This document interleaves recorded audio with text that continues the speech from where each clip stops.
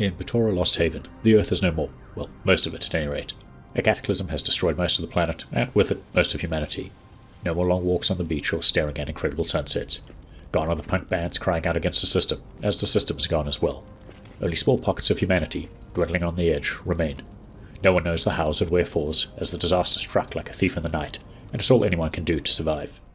Enter our protagonist, Avril, and her friend Mila.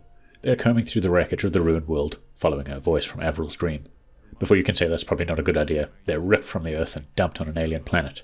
You see, Avril is the chosen one, and it's up to her to restore the balance to a series of planets, with the hope that doing so will also save Earth. Oh, and you have to find Mila in the process too.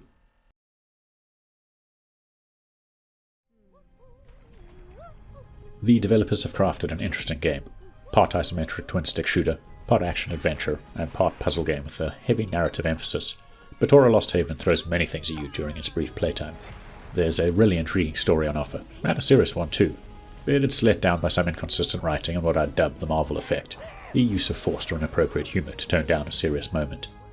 A problem, as Batora Lost Haven has many serious moments to consider, especially with its choice and consequence system. Occasionally you'll have to make choices, typically the life or death type, so it was a little disappointing to me when these moments are blown off by what's meant to be witty banter instead. These choices are meant to affect the outcome of the story, but they're constantly undermined, and simply became a source of rune points for upgrades, rather than any sort of significant emotional moment. As the avatar for the deities Sun and Moon, Avril will have two natures to contend with. In practice, this means you have two styles of attacks, each with their own increasing set of skills, and therefore two playstyles at your disposal. The Sun gives you access to his melee skills, with a flaming greatsword and a variety of fire attacks to burn your enemies with. Moon is the Mind Master, giving you access to projectile attacks for a defensive ranged playstyle. That, for me, worked better than the melee one. However, you can't rely on one playstyle to see you through the game, as enemies come in those two elemental flavours, along with some hybridized natures that you'll have to learn how to exploit if you want to survive. Each attack style does more damage to the corresponding enemy type, while using melee on a ranged enemy, for instance, will damage them less. The same goes for enemy attacks that hit you, but one thing to always bear in mind is that whichever element hits you decreases the corresponding health bar. Well, you may have two health bars to juggle. If one hits 0, it's game over, even if the other is full. Now, while the combat is relatively easy, you have to pay attention to what's going on around you at all times, as Batora Lost Haven loves to throw multiple elemental enemy types at you at the same time, often in very tight spaces. Now, despite the obvious focus on dodging incoming attacks, you're locked into these tiny areas until all enemies are dead, and many of them give you very limited room for movement. In addition to this constant lack of maneuverability, you've got to deal with a camera that has two settings, far and close. If you've been exploring with it, well zoomed out, you'll find in combat it's not close enough to always spot enemy attacks, and you can't change the view during the fight.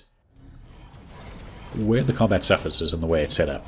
The right analog gives you one form of attack, while the face buttons give you another. It works perfectly fine for ranged attacks, but feels awkward and stilted for melee, where the analog is meant to control directional attacks. Thankfully, as you level up, you'll unlock a bunch of skills and new attacks that take the edge off the somewhat awkward system. Another issue is the boss fights, that employ the same elemental system as the basic minions, as they flip between them during attacks. The main gameplay mechanic here is doing away with one portion of the boss's health bar, but then that also requires you to strip away the same portion of its alternate element. If you don't do this within a short space of time, the boss completely regenerates that section. It's a good concept, but unforgiving timing makes it frustrating and drags out these battles. Sticking to the theme of two natures, leveling will give you the usual stat boosts, but Batora Lost Haven makes use of a rune system to increase your stats and abilities further.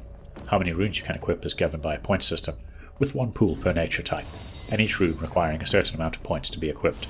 Thankfully, if the combat is getting you down, puzzles will make up a big part of the gameplay loop. Whether you're using giant balls to navigate the environment and trigger switches with, or swapping between elemental states to quickly navigate disappearing platforms, there's usually enough variety to break up the more frustrating sequences. Visually, Batora Lost Haven is gorgeous to look at.